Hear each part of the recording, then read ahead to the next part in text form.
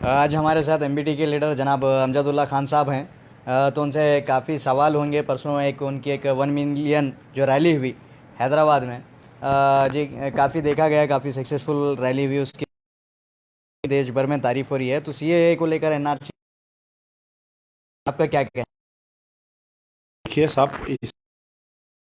पहले तो आप जो है कि ये पूरे इशू को समझिए आप, कि इसमें ऐसा है कि आ, ये सीए क्यों लाया जा रहा है, क्यों लाया गया।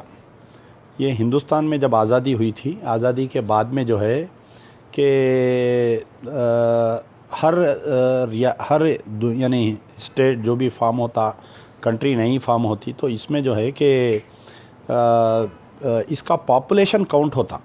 तो उस वक़्त पे ये तय किया गया था कि पूरे इंडिया का जो है एक पॉपुलेशन काउंट हम करेंगे बोल के, वो उसका नाम रखे थे कि नेशनल पॉपुलेशन रजिस्टर। जी। तो उस वक़्त पे ये हुआ था कि हम जो है कि पॉपुलेशन काउंट नहीं कर सके, क्योंकि हमारे कने वसाइल नहीं थे, हमारे कने उतनी मशीनरी नहीं थी। तो बाद में ये हुआ कि उस मसले को बरफदान में डाल दिया गया, रोक दिया गया था। लेकिन आसाम में जो है 1973 के दौर में आसाम में जो है एक ऐसा वाक़या पेश आया था कि वहाँ पर जो बंगाली लोग थे आसाम में, ये बंगाली लोग कौन थे ये पहले ये समझिए आप। आसाम में ये जो अंग्रेज़ों के दौर में, यानी ब्रिटिशर्स रूल के पीरियड में, ये पूरे अंग्रेज़ों के दौर में जो है बंगाल से लेबर को लाकर उनके चाय के पत्ती के बागों में काम करवा रहे थे। तो उसमें ये हुआ कि क्योंकि 40-50 साल वो लोग आसाम में रह गए थे, उनको निकालने के लिए एक मुहिम चलाई गई थी। तो वो मुहिम का नाम दिया गया था कि एक आसाम एजिटेशन, यानी बोडोलैंड एजिटेशन दिया गया था। कई बंगालियों को वहाँ पर मारे वो लोग। तो उसमें ये हुआ था 1973 या 75 के दौरान एक आसाम अकॉर्ड किया गया था। जी। उस आसाम अकॉर्ड में ये तय किया गया था कि हम जो है एनपीआर करेंगे, नेशनल पॉपुलेशन, ये एनआरसी हम करेंगे, यानी हेड ऑफ काउंट करेंगे, कितने बंगाली हैं हम उनको निकाल देंगे। सिर्फ आसाम के लिए? ये सिर्फ आसाम के लिए हुआ था ये। तो बाद में ये हुआ क्या कि वो आसाम अकॉर्ड साइन हुआ, फिर उसके बाद में ये लोग सक्सेस नहीं हो सके उसमें भी। प्रफुल्ल कुमार महंत इसके चीफ मिनिस्टर बने, फिर वो लोग भी भूल गए इस इशू को। 94 में जब वाजपेयी 93-94 में जब बीजेपी की हुकूमत दोबारा आई, तो सारे हिंदुस्तान में हर स्टेट में एक नया मुद्दा खड़ा कर रहे थे।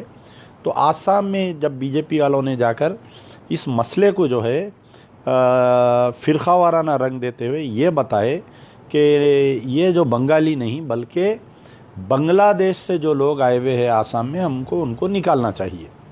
बहुत बड़ा इसका इशू बनाए, बहुत उसमें एहतजाज हुआ, गड़बड़ हुई।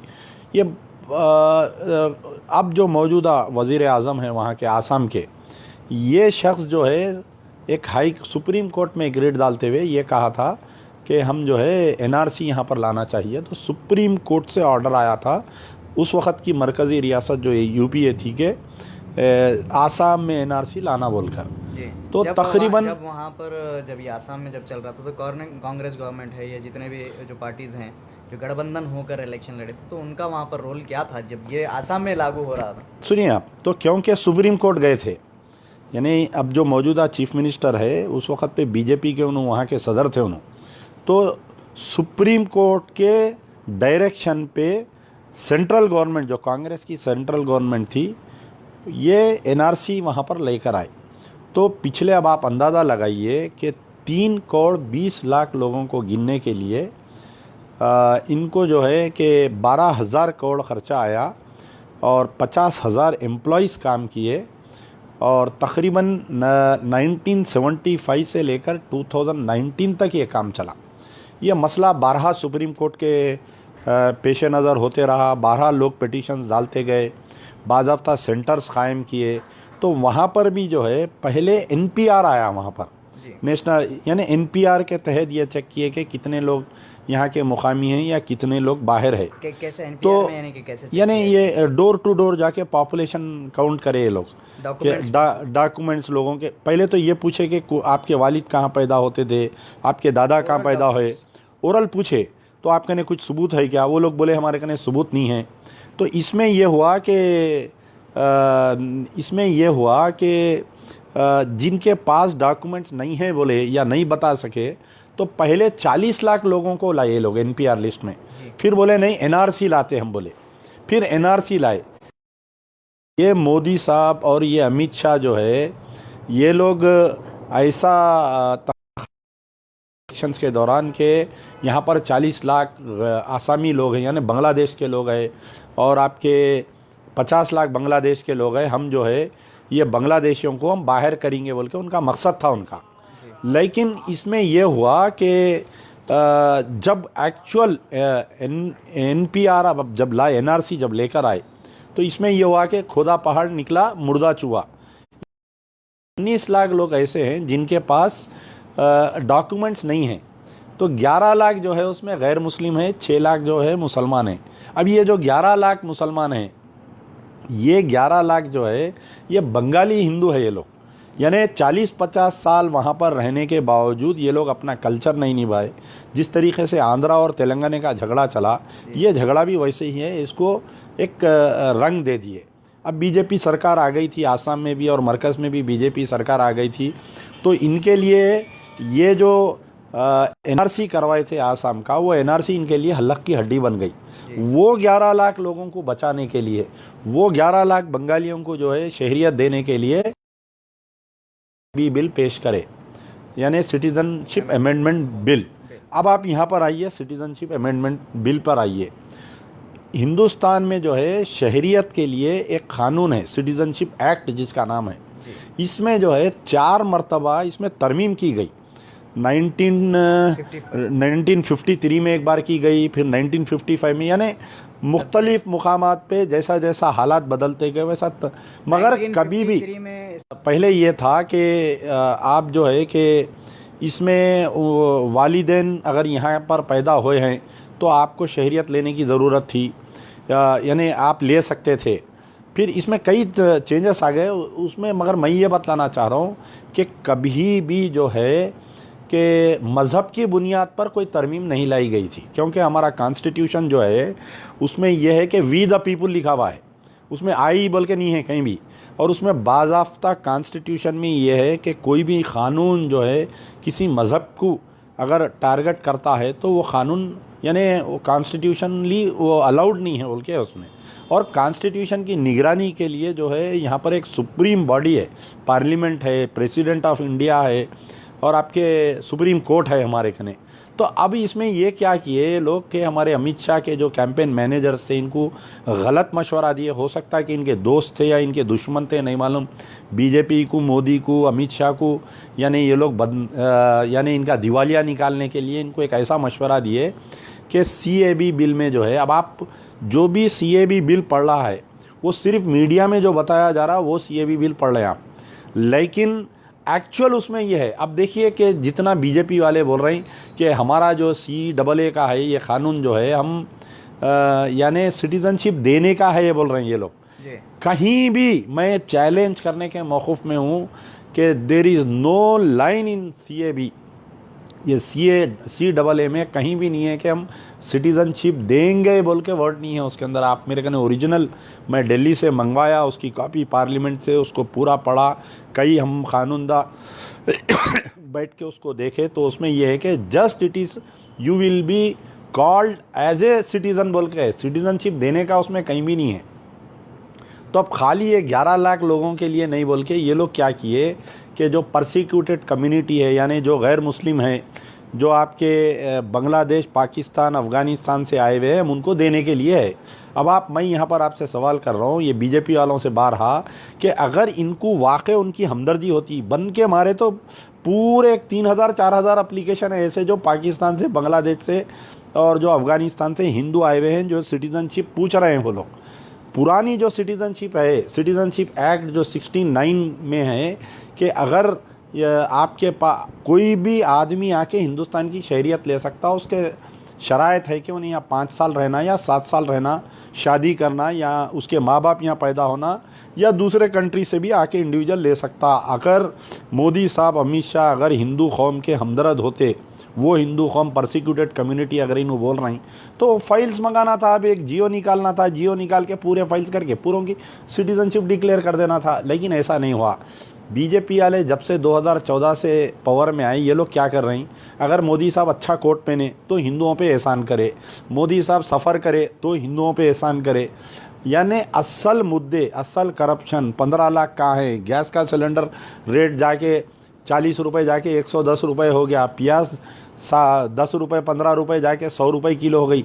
ये मुद्दे से हटाने के लिए जिस तरीके से एक नया फिल्म बनता, फिल्म की कामयाबी के लिए डायरेक्टर और प्रोड्यूसर बैठ के प्लान करके एक कंट्रोवर्शियल उसमें गाना डाल देते, कोई मज़हब का, कोई हिंदू भगवान के ख़िलाफ़ में एक कुछ बोल देते या कोई इस्लाम के बारे में कुछ बोल देते, एहतजाज होता और उसके बाद में वो फिल्म की कंट्रोवर्सी बनती, वो फिल्म कामयाब होता। वैसा ही ये बीजेपी वाले असल मुद्दे से हटाने के लिए कभी लव जिहाद बोले, कभी आपके मीट बैन बोले, कभी कुछ बोले, यानी मसरूफ़ रख रहे हैं ये लोग आवाम को। अब इसमें भी ये है कि आप देखिए कि जब सीएबी बिल पेश किया गया, आपको मालूम होना चाहिए जब नोटबंदी आई थी हिंदुस्तान में, सबसे ज़्यादा नुकसान अगियार का हुआ, मुसलमानों का 1% हुआ, 99% उन वो कौम का हुआ जो बीजेपी को वोट डाली। तो इसमें यह है कि अब ये जो बिल आएंगी, यानी सीए लेकर आए वो 11 लाख आसामियों को देने के लिए, क्योंकि इनके हलक में हड्डी अटक गई थी। अब ये लोग बहक गए, इक़्तिदार में बहक के ये लोग क्या बोले कि अमित शाह ये बोले कि हम जो है एनआरसी लाएंगे, बोले पार्लियामेंट में, on the record on the floor of the parliament बोले। और चंद मुस्लिम एमपीज़ जो है, मैं नाम नहीं लेना चाह रहा हूँ, आप देखिए ये मसले को जिस दिन से पहले दिन से आया, ये बोले कि ये मसला जो है मुसलमानों को इसका नुकसान है बोले। अब आप बतलाइए 40% हिंदूस और दलित इन इंडिया, 40% है एससी एसटी बीसी जो जंगलों में आदिवासियों में रहते, अगर कल के दिन एनआरसी उनके ऊपर आया तो उनके पास कोई डॉक्यूमेंट ही नहीं है। अब लोग ये बोल रहे हैं कि हिंदुओं का नाम अगर एनआरसी में आ जाएगा, यानी एनआरसी लिस्ट के बाहर रहेंगे ये लोग, तो हम CAA के तहत उनको हम इन शहरियत दे देंगे। पहले आप अपने आप को ये बोलना कि मैं बांग्लादेश से आया, मैं पाकिस्तान से आया, मैं अफ़गानिस्तान से आया, आपके नाम पे अगर कोई प्रॉपर्टी है तो प्रॉपर्टी लूज़ हो जाती, गवर्नमेंट प्रॉपर्टी बन जाती, आपके बैंक में अगर पैसे, तो नुकसान जो है सबसे ज़्यादा इस मुल्क में अगर होगा, एनआरसी अगर कल के दिन आएंगी तो वो दलितों का होगा। आज दलित कौम सबसे ज़्यादा परेशान है। लेकिन इस मुद्दे को जब से आया, पहली मर्तबा ऐसा हुआ कि हिंदुस्तान के मुसलमान दलित रोड पे आ गए, सेकुलर हिंदू रोड पे आ गए। वो गलती जो पुलिस जाकर जामिया मिलिया में मारी, आज से कुछ दिन पहले एक हिंदू पेपर में एक आर्टिकल आया था कि the criminal silence of the opposition. अब यहाँ मोदी साहब जो है सबको परेशान करके रखे हुए, कांग्रेस की ज़बान नहीं खुल रही, कोई पार्टी की ज़बान नहीं खुल रही, यानी खुल रही बीएसपी की ज़बान, सबके फाइल खोल के बैठे हुए। आप देखिए ट्रिपल तलाक बिल पास हो गया, कोई मुसलमान एहतजाज नहीं करे। बाबरी मस्जिद का फैसला आ गया, कोई मुसलमान एहतजाज नहीं करे। एहतजाज को लीड करने वाले मोदी के दबाव में थे। लेकिन अब ये जो एजिटेशन चल रहा है जो CAA का, ये काबिल मुबारकबाद है। ये जो कॉलेजेस के जामिया मिलिया की यूनिवर्सिटी, अलीगढ़ मुस्लिम, क्योंकि बच्चों के लिए क्या है कि पहली बात तो ये किसी लीडर को क्रेडिट नहीं जाता, ये आवाम का मसला है। नहीं, मैं आ रहा हूँ वहाँ पर। रही बात ये दिल्ली और दूसरे जगहों की, आप तो हैदराबाद के रहने वाले हैं, वहाँ के जो CM हैं इस बारे में उनका क्या एक्शन है? इस बारे में कोई बयान नहीं है, ना ऑफिशियल वो इस पर कुछ काम कर रहे हैं। आपके ही स्टेट की बात ले लें तो इस पर KCR साहब का क्या कहना है? देखिए, मैं आपको फिर से बोल रहा हूँ कि हर पॉलिटिकल लीडर जो है यहाँ पर कहीं ना कहीं बीजेपी के दबाव में है। यानी कि बीजेपी के दबाव में, यानी मैं आ रहा हूँ, एक मिनट, इंटरनल बीजेपी का ही काम करे जैसे? नहीं, आप देखिए कि सबके ऊपर NIA की नज़र है, सबके ऊपर CBI के करप्शन चार्जेस है। तो अब ये स्पेस छोड़ो, हाँ जी। तो इसमें यह है कि अब आप बात करेंगे तेलंगाना की। अब आप ये देखिए कि जब से हमारा तेलंगाना आज़ाद हुआ, जब से हमारे CM साहब KCR साहब CM बने, एजिटेशन के दौरान तो बेहतरीन तकरीरें करते थे अक़लियतों के ताल्लुक से। उन्होंने कई वादे किया, 12% रिजर्वेशन देता हूँ मैं, फिर उसके बाद में टोपी नजर आई, मैं बोल रहा हूँ ना टोपी नजर आ रही है ना केसीआर नहीं, अभी भी टोपी पहन रहे बेचारे हो। आप सुनिए मेरी बात, टोपी पहनाने का काम करें। मैं आपसे वो सवाल मैं आ रहा हूँ, आप मुझे बोलने का मौका तो देंगे तो मैं बोलूँगा ना।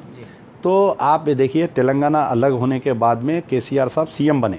सीएम बनने के कुछ ही दिन के बाद में जो है हमारे कने किशन बाग में एक छोटा सा राइट्स हुआ था। एक सरदार जियों के कोई मजहबी झंडे को जला दिए। उसके बाद में जो है सरदार जी लोग निकल के तकरीबन मुसलमानों के 30 घरों को जला दिए। पुलिस वाले आके उल्टा अक़लियतों पे फायरिंग करे, 4 लोग मर गए। एक मस्जिद के पेशीमाम साहब फजर की नमाज़ पढ़ा के वापिस हो रहे थे, उन्होंने मर गए। एक बच्चा स्कूल को जा रहा था, एक प्यास की, यानी 4 लोग मर गए। स्पेशल इन्वेस्टिगेशन टीम बैठी, आज 7 साल हो गया। वो कौन मारा, क्यों फायरिंग करा, क्यों फिसाद हुआ, उसकी रिपोर्ट नहीं आई। कुछ दिन के बाद में जो है आपको मालूम होना चाहिए कि हिंदुस्तान में कहीं भी ऐसा नहीं हुआ, बल्कि तेलंगाना में जुडिशल कस्टडी में रहने वाले 5 मुस्लिम बच्चों को आलेर में फेक एनकाउंटर में मार दिए। आपको मालूम होना चाहिए कि हाथ में हथकड़ी। तो मैं ये बतलाना चाह रहा हूँ कि हमारे सीएम साहब जो है, जो सेकुलरिज़म का दावा करते और कुछ हमारे उलमा मशाइखीन, कुछ सियासी कायदीन जो है उनको सेकुलर चीफ मिनिस्टर बोलते। मैं उनका थोड़ा पास्ट रिकॉर्ड बताया आपको, और जो हमारा अक़लियती बजट था उसको भी कम कर दिए। अब आप देखिए, जो मरकज़ का स्टेट का यानी टीआरएस और बीजेपी का जो ताना बाना है, जो रिश्ता था उनके साथ में, प्रेसिडेंट इलेक्शन में TRS voted for BJP, vice president में टीआरएस वोटेड फॉर बीजेपी, नोटबंदी में उनके बीजेपी के साथ, ट्रिपल तलाक बिल में शरीयत में मदाखलत हो गई। इससे और ज़्यादा क्या होना बोलिए आप, उसमें भी टीआरएस वाले साथ में थे। अब क्योंकि हमारे कने बल्दिया इलेक्शन था, मुसलमान बहुत नाराज़ थे ये पूरे 6-7 साल में। और हालिया में ये हुआ था कि असेंबली इलेक्शन के बाद में जो पार्लियामेंट इलेक्शन आया था, तो कुछ और जो है मुसलमानों के कांग्रेस को चले गए थे, जिसकी वजह से ये हुआ था कि वहाँ पर और एक चीज़ ये हो गई थी कि बीजेपी के 4 एमपी जीत गए हमारे कने। यानी केसीआर साहब को एक बड़ा चैलेंज हो गया था। तो उन्होंने देखे कि यहाँ के हमारे जो 12% 15% जो माइनॉरिटीज़ है तेलंगाना के मुसलमान हैं, इनको नाराज़ नहीं करना बोल के ये सीएबी बिल में जो है मुखालिफत में ओढ़ दिए उन्होंने।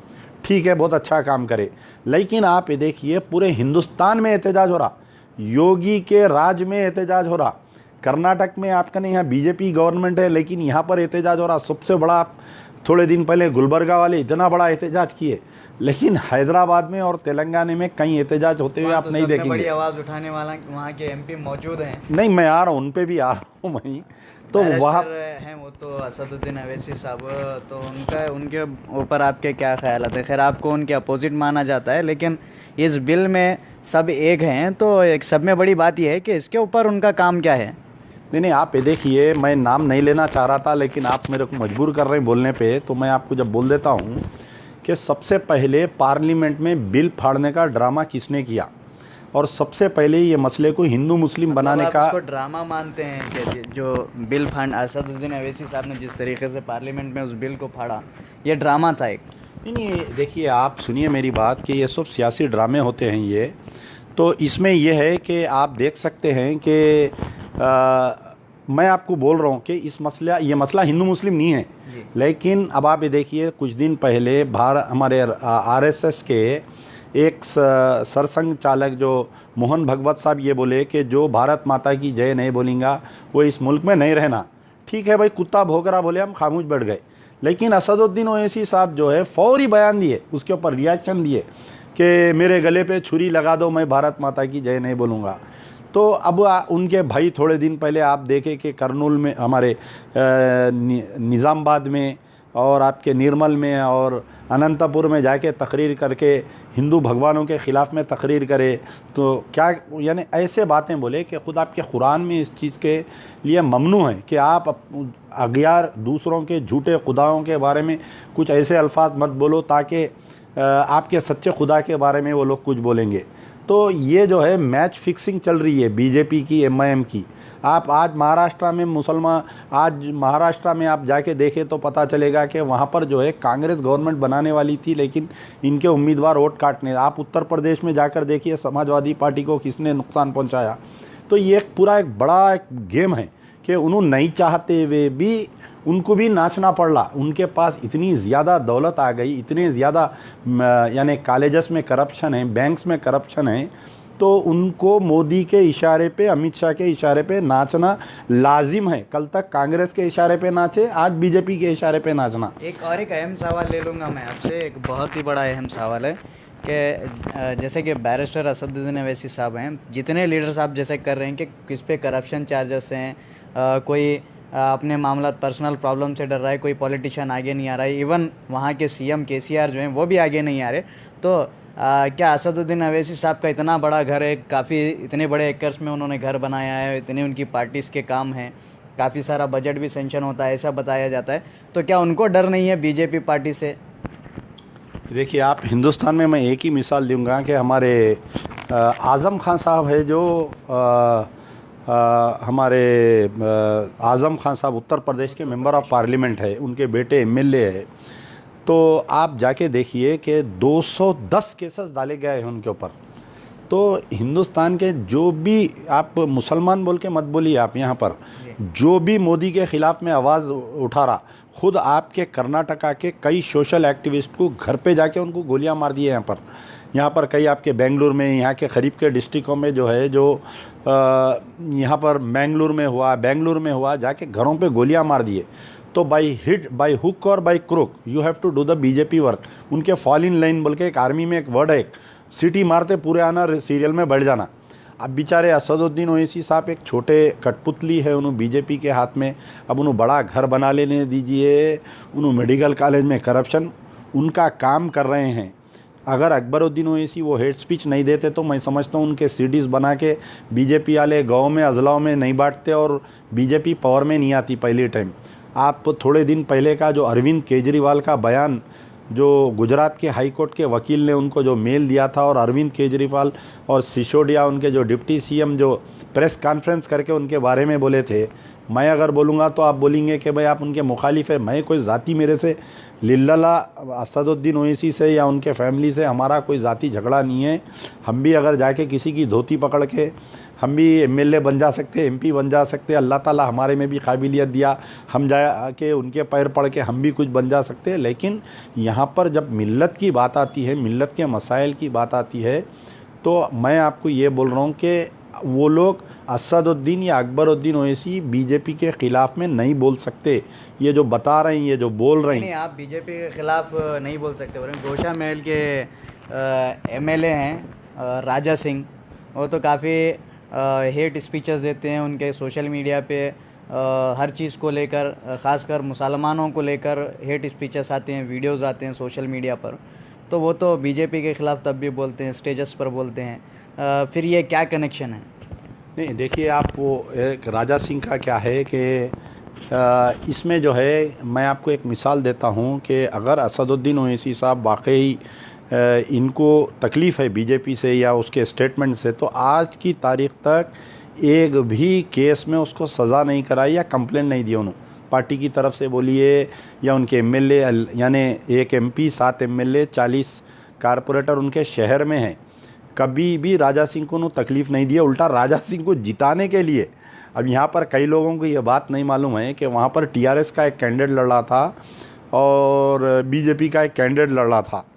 तो वहाँ पर गोशा महल से राजा सिंह को जिताने के लिए एमआईएम का कैंडिडेट नहीं है वहाँ पर गोशा महल में, लेकिन असदुद्दीन ओवैसी जाके वहाँ पर जलसा करके राजा सिंह के ख़िलाफ़ में बयान दे के आए। कल तक लोग ये बोल रहे थे कि राजा सिंह की ज़मानत नहीं बचेंगी। पिछले 2014 इलेक्शन में जितने मारवाड़ी कम्युनिटी जो गाय के पेशाब पे है, वो लोग कसम खा के राजा सिंह को वोट दिए थे। 5 साल तक राजा सिंह उन लोगों को तंग किया, तो वो लोग चाह रहे थे कि राजा सिंह इलेक्शन हारना। यानी उसकी जो कम्युनिटी जो उसको पैसे लगाई, जो मुकेश के जुल्म से, पुराना जो एमएलए था, जो मिनिस्टर था मुकेश जो कांग्रेस का, उसके जुल्म से तंग आके इसको राजा सिंह को जिताए थे वो लोग। अब इसके जुल्म से तंग आके किसी दूसरे को जिताना चाह रहे थे, लेकिन इन्हों जाके वहाँ जलसा करे।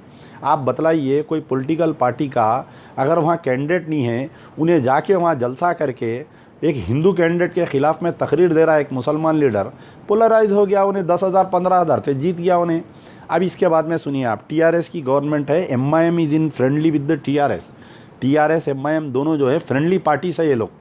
तो वहाँ पर जो है खुद मैं एज ए अमजदुल्ला खान, मैं और मेरे पार्टी के कई लोग, हम लोग जो है 19 केसेस डाले, 19 केसेस डाले राजा सिंह के ऊपर, उसके हेट स्पीचेस के ऊपर।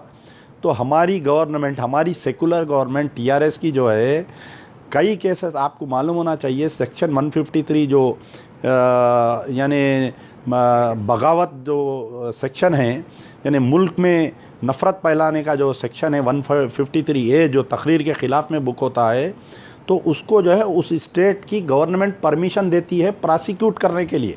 153 ये कौन रुका रही है उसके ख़िलाफ़ में कानूनी यानी कार्रवाई के लिए। और आपको मालूम होना चाहिए कानून आया कि स्पेशल कोर्ट्स फॉर्म हुए। तो देखिए आप कि मैं बोल रहा था कि राजा सिंह के ऊपर जो है मैं जो डाला था 18 केसेस, उसमें से 12 केसेस को स्टेट गवर्नमेंट क्लोज कर दी, लैक ऑफ एविडेंस बोल के केसेस को क्लोज कर दी, अनफिट यानी केसेस में जान नहीं है बोल के। अब आप देखिए उसकी खुद तकरीर, उन्हें एक श्री राम चैनल बोल के चला था, उन्हें अपने यूट्यूब पे चैनल पे अपलोड करा, उसकी लिंक हम तकरीर को डाउनलोड करके सीडी लगा के पुलिस वालों को ले जाकर हम देते हैं, तो पुलिस हमको बोल रही कि लैक ऑफ एविडेंस के बाद में केस को क्लोज कर दे रही। तो अब आप बताइए कि कौन बचा रहा है राजा सिंह को, कौन जिंदा रख रहा है उसको राजा सिंह को। इस पर आप तहकीकात करिए कि वोट पोलराइज होना, तू मेरे को गाली दे मैं तेरे को गाली देता हूँ, असल मुद्दा अवाम भूल जाता। मुसलमान जज्बाती रहता, राजा सिंह आके इलेक्शन में एक जलसा करके इनको गाली दे के जाता, इन्हों जाके राजा सिंह के एरिया में गाली दे के आ जाते, उधर उन्हें जीत रहा, इधर इन्हों जीत रही। तो ये मैच फिक्सिंग जो है ना, ये मैच फिक्सिंग को अवाम जिस दिन समझेंगी, दोनों की ज़मानत जब्त होने वाली है। ये आपकी सब में बड़ी रैली थी हैदराबाद में, 1 मिलियन की रैली का आपने आगाज़ किया था और उसको काफ़ी बड़ी तादाद में सक्सेसफुल भी बनाया। तो इसमें असदुद्दीन अवैसी साहब का क्या रोल था? आपने उन्हें दावत भी दी थी इस रैली में आने की। नहीं देखिए, ऐसा है कि अब ये मसल यहाँ पर अगर मैं मेरी सियासी जमात की गुफ्तगू करूँगा, मैं मेरा झंडा लेके नाचूँगा, मैं आपकी टोपी उछालूँगा, मैं ये अपन आपस में इख्तलाफात करेंगे तो सब ख़त्म होने वाले हैं।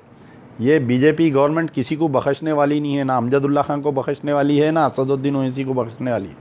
तो हम ये चाह रहे थे कि सब मुत्तहिदा तौर पर सब मिलकर जो है हैदराबाद में कुछ ऐसा करना कि सारे हिंदुस्तान के मुसलमानों को मैसेज जाना।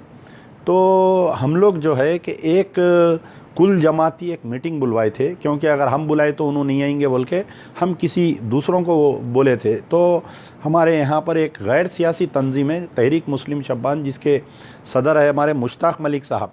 तो मुश्ताक मलिक साहब खुद टेलीफ़ोन करके अकबरुद्दीन ओवैसी को दावत, असदुद्दीन ओवैसी साहब का टेलीफ़ोन मिलाए नहीं मिला, तो क्योंकि हैदराबाद में CAB बिल आ गई थी, कोई एहतजाज नहीं हो रहा था, कई लोगों में बेचैनी थी। तो मुश्ताक मलिक साहब खुद फ़ोन करके उनको दावतनामा दिए, और जब मुझे ये इत्तला करे कि मैं उनको फ़ोन पे बात किया हूँ, वो लोग आने का इरादा किए हैं, तो मैं भी खुश हुआ, चलो ठीक है सब मिल के एक हम काम करेंगे बोल के। लेकिन उस मीटिंग में नहीं है जो पहली मीटिंग हुई थी मीडिया प्लस में बशीर बाग पे, फिर बाद में दूसरी मीटिंग ख्वाजा मेंशन में हुई थी, और मजीद हम लोग क्या किए थे, आंध्रा के भी जमातों को बुलाए थे, दोनों स्टेट का, तेलंगाना और आंध्रा की एक बड़ी कोई काम करेंगे हम बोल के, तो उस मीटिंग में भी नहीं आए। लेकिन ये हुआ कि हम लोग 28 तारीख के दिन 1 मिलियन मार्च का जैसा ही ऐलान करे, एक दिन रात में जो है सोशल मीडिया पे एक बैनर आया कि 22 तारीख के दिन दारुसलाम में जलसा है बोल के, और एक मुस्लिम एक्शन कमेटी का भी ऐलान हो गया। उसका इजलास कब हुआ नहीं मालूम, उसकी मीटिंग कहाँ पर हुई नहीं मालूम, अचानक एक मुस्लिम एक्शन कमेटी बोल के 22 तारीख के दिन यानी 20 तारीख के दिन एक जलसा किए। उस जलसे में जो है ना MBT को बुलाए, ना हमारे जो जॉइंट एक्शन कमेटी में जितने तंजीमात थे किसी को नहीं बुलाए। फिर अचानक जो है चीफ मिनिस्टर से ले जाके पूरे जितने उनके साथ जमाते थे उनको मिलाए, बेहतरीन बिरयानी खिलाए। CM साहब बोले कि CAA के ख़िलाफ़ में मैं दूसरे CMO से बात करूंगा और पूरों को बुलाऊंगा यहाँ पर, मैं बड़ा एजिटेशन चलाऊंगा। हम चाह रहे हैं कि जिस तरीके से केरला का CM है, जिस तरीके से ममता बनर्जी है, जैसा ये लोग काम कर रहे हैं, हमारा ये मुतालिबा है कि KCR साहब भी ऐसा ही रोड पर आएँ, असेंबली में रेजोल्यूशन पास करे, लेकिन नहीं किए। हमारे 28 के प्रोग्राम को जब पुलिस वाले कैंसिल किए, हम पुलिस वालों से मालूम किए कि भाई क्यों कैंसिल किए, तो बाद में मालूम हुआ कि भाई एमआईएम का प्रेशर है, स्टेट गवर्नमेंट, क्योंकि दोनों टीआरएस एमआईएम साथ में है, हमको परमिशन नहीं देना। हम लोग कोर्ट को गए, कोर्ट से इजाज़त लाए, हम लोग 1 मिलियन मार्च निकाले, अल्लाह ताला हमारी इज़्ज़त रखा। वो 1 मिलियन जाके किधर की कई पब्लिक आई, यानी बढ़ गई पब्लिक। तो अब इसमें ये हुआ कि फिर हम 1 मिलियन मार्च के दिन जो है बाज़ाब्ता दावतनामा भेज के दारुसलाम को, असदुद्दीन ओवैसी को दावत दिए। उस दिन नहीं आए हमारे कने, नहीं आके क्या किए, हैदराबाद से एक 50 किलोमीटर दूर खुद अपनी क़यादत में एक एहतजाज लगा लिए, वहाँ पर जलसा लगा लिए, ताकि हैदराबाद की आवाम जो है वहाँ पर जाना बोल के। लेकिन वो नहीं किए, यानी उनके 40 कारपोरेटर में से 1 मिलियन मार्च में एक आदमी भी नहीं आया। उल्टा पूरा उनका सोशल मीडिया आप निकाल के देखेंगे, मेरे कने आज भी स्क्रीनशॉट्स है कि ये बोले कि परमिशन कैंसिल हो गया। दिन में 11 बजे हमारे कमिश्नर ऑफ पुलिस डाल दिए कि 1000 आदमी का परमिशन है, 1000 आदमी। अरे दरख्वास्त गुजार पूछ रहा 1 मिलियन मार्च, आप परमिशन दे रहे हैं 1000 आदमी का। आप बोलिए हैदराबाद में छोटा सा वलीमा हुआ तो 2-2,500 आदमी आते हमारे कने। एहतजाज मुसलमानों का मसला है, यानी इतना बड़ा वाक़या पेश आ रहा, उसमें आप 1000 आदमी को कैसा एक्सपेक्ट कर सकते हैं, बताइए। ठीक है, हम बोले जो होता हम करें। अब उसके बाद में कुछ इश्तियाल अंगेज, यानी ये 1 मिलियन मार्च में गड़बड़ होना, कुछ फतराव होना, खैर अल्लाह का इतना बड़ा फजल रहा कि यानी आप देखिए कि एग्जीबिशन भी, नुमाइश को भी अगर आप जाते तो वहाँ पर जो है 200 वॉलंटियर्स रहते कि छेड़म-छाड़ी नहीं होना। इतनी ज़्यादा तादाद में लेडीज़ आने के बावजूद कोई छेड़म-छाड़ी नहीं, कोई बच्चा ट्रिबल राइडिंग नहीं, कोई बच्चा अपनी गाड़ी का मफलर निकाल के गाड़ी नहीं चला रहा था। इतना डिसिप्लिन से पहली मरतबा हिंदुस्तान की तारीख़ में पहली मरतबा इतना डिसिप्लिन से इतना बड़ा मार्च हुआ। अब वो कामयाबी देख के परेशान हो गए। 5 बजे हमारा मिलियन मार्च ख़त्म हुआ, 6 बजे प्रेस नोट आया कि मिलियन मार्च के ऑर्गेनाइजर्स पे 25 केसेस बुक करे। आप बतलाइए, हर पुलिस स्टेशन में एक केस बुक, हर पुलिस स्टेशन में एक केस बुक करे हमारे ख़िलाफ़ में। ठीक है, हम लड़ लेंगे, ये सब क्या है, कौम के वास्ते है मसला, अल्लाह ताला देखने वाला है।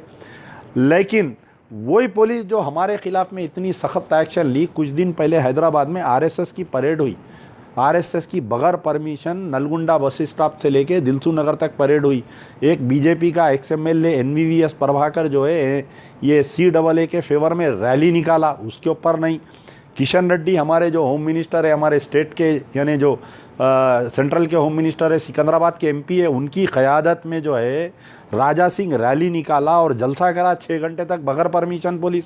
उनके ख़िलाफ़ में कोई केस बुक नहीं। तो अब मैं ये पूछ रहा हूँ कि ये आखिर हो रहा क्या हैदराबाद में, स्टेट में, यानी जहाँ पर मुसलमान अगर कोई काम करता हो, उसके बाद में आप देखिए पूरे हिंदुस्तान में हर जगह शाहीन बाग पाम हो रहा, हर जगह औरतों की रैली निकल रही। खुद आपके गुलबर्गे में ख़वातीन का कितना बड़ा मुजाहरा हुआ, बताइए आप। यहाँ पर पूरे, यानी मैं समझता हूँ कि 4-5 यानी 2-3 साल के बच्ची से छोड़ के बाकी के हर औरत रोड पे थी यहाँ पर। और कितना आप लोग कैसा ऑर्गेनाइज करें, क्या पुलिस वाले केसेस बुक करें, क्या बताइए। आप लोग इतना बड़ा एजिटेशन करें वहाँ पर ईदगाह ग्राउंड में, कहाँ पर क्या पुलिस वाले केसेस बुक करें, बताइए। बीजेपी की गवर्नमेंट है यहाँ पर, लेकिन आप लोगों पे पुलिस, हमारे पास MIM TRS की गवर्नमेंट है, 25 केसेस बुक हो गए। भैंसे में फिसाद हुआ साहब, आप सुन के हैरत करेंगे। 2 भाइयों को लेके जाके अंदर डाल दिए पहले एक ही दिन में, यानी माँ बाप अदालत को गए थे बच्चों को हथकड़ी में देख के। ये बिल्कुल 10 दिन पुरानी बात बोल रहा हूँ मैं आपको, भैंसे की। पहले उनके वालिद बच्चों को हथकड़ी में देख के बेहोश हो गए, दवाखाने को ले गए, वालिद मर गए, सुबह में वालदा मर गए। बच्चे दोनों भाई जेल में हैं, अपने माँ बाप के आखिरी दीदार से महरूम रह गए। 16 कारपोरेटर है वहाँ पर MIM के भैंसे में, मजबूत क़यादत है। रोज़ पार्लियामेंट की दीवार पकड़ के हला रही हमारी क़यादत, रोज़ अखबार भर दे रहे हैं, रोज़ सोशल मीडिया भर दे रही। यानी 14-25 दिन के बाद में ये 28 बच्चे जो है जिस दिन बेल पे निकले बाहर, फिर 14 बच्चों को फिर से गिरफ्तार कर दिए। आज सुबह का वाक़या बोल रहा हूँ मैं आपको, बोधन में जो है निज़ामाबाद MP के कुछ लोग जो है लेडीज़ घरों पे जाके, हम गोदरेज के डीलर हैं, हम उसके डीलर हैं बोल के वहाँ पर ख़वातीन को CAA के बारे में समझा रहे थे। मिस कॉल, उनके फ़ोन आ लेके मिस कॉल दे रहे थे। कुछ बच्चे निकल के एतराज़ करे, पुलिस आई। ये ख़वातीन जाके पुलिस स्टेशन में एक झूठा कंप्लेंट दिए बच्चों के, तो 30 बच्चों पर केस बुक कर दिए। आप बोलिए हो रहा क्या तेलंगाना में। कई लोगों को ये चीज़ें मालूम नहीं होते। आप लोगों को सिर्फ ये मालूम हो रहा है कि असदुद्दीन ओवैसी ऐवान में बिल फाड़ दिए, जज्बाती तकरीर कर दिए, पूरा मैच फिक्सिंग चल रहा है ये पूरा। ये अब जहाँ तक बात है कि टीआरएस गवर्नमेंट से यानी कि कुछ भी उम्मीद करना बेकार है। सीधी सीधी बात है कि जो उम्मीद लगाए बैठे थे सेकुलरिज्म की, तो आपके मानों में सेकुलरिज्म की जहाँ तक बात आती है तो उम्मीद करना बेकार है। जहाँ पर नॉन बीजेपी यानी कि बीजेपी जहाँ पर गवर्नमेंट नहीं है वहाँ पर ही ज़्यादा केसेस बुक हो रहे हैं। नहीं नहीं, ऐसा नहीं है। आप देखिए, जैसा 13 स्टेट ऐसे हैं जहाँ पर नॉन बीजेपी गवर्नमेंट्स है। 13 में से जो है 11 ऐसे है कि कांग्रेस रूल्ड स्टेट्स है। अब आप बताइए कि ममता बनर्जी का ने इतने ज़माने से एहतजाज हो रहा, कोई केस बुक नहीं हो रहा वहाँ पर। आपके केरला में खुद चीफ मिनिस्टर सुप्रीम कोर्ट में पार्टी बन के गया, वहाँ पर कोई केसेस नहीं बुक हो रही। तो ये खाली तेलंगाना में किस लिए हो रहा है, ये बात समझने वाली नहीं है। अब हम क्योंकि हमारे कने जो है सिकंदराबाद के एमपी जो है सेंट्रल होम मिनिस्टर है, मिनिस्टर फॉर स्टेट। मैं बारहा ये पूछ रहा हूँ कि तेलंगाना के चीफ मिनिस्टर, तेलंगाना की पुलिस केसीआर की कम किशन रेड्डी की ज़्यादा सुन रही, वैसा दिख रहा मुझे, क्योंकि उनके इशारे पे मुस्लिम तंजीमों पे और दलित तंजीमों पे केसेस। अरे चंद्रशेखर आज़ाद जो दलितों का लीडर है, पूरे हिंदुस्तान फिर रहा है बेचारा। थोड़े दिन पहले आपके केरला गया, बड़ा इस्तकबाल हुआ, उन्हें आया हैदराबाद को, एक दलितों की 26 जनवरी के दिन मीटिंग, झंडा चढ़ाने आ रहा, मीटिंग अटेंड करने आ रहा, उसको गिरफ्तार कर लिए। कन्हैया कुमार पूरा हिंदुस्तान फिर रहा, उन्हें उसको इजाज़त नहीं, उसको गिरफ्तार कर, उसको डरा दिए, एयरपोर्ट पे उसको रुका दिए आने से। तो ये आखिर हो रहा क्या, कई लोगों को नहीं मालूम मेरे भाई।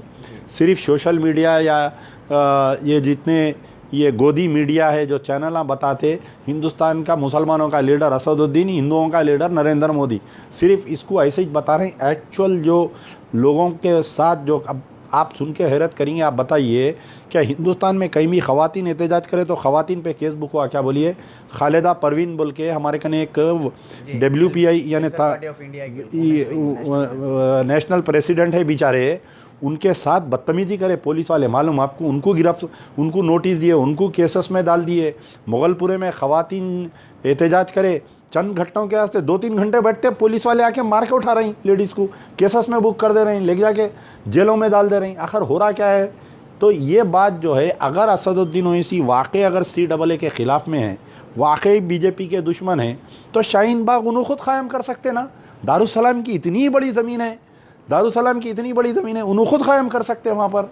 तो उन्होंने क्यों नहीं क़ायम कर रहे हैं? पूछिए आप लोग, आप आइए हैदराबाद, कल जाइए दारुसलाम में, जाके उनसे इंटरव्यू लेके पूछिए, भाई पूरे हिंदुस्तान में शाहीन बाग कायम हो रहा, आप जो है हिंदुस्तान के मुसलमानों के लीडर, अल्लाह ताला आपको इतनी बड़ी ज़मीन दिया दारुसलाम की, प्राइवेट प्रॉपर्टी है, पुलिस भी एहतजाज नहीं कर सकती, आप क्यों नहीं कायम कर रहे हैं? पूछिए उनसे, सवाल करिए आप।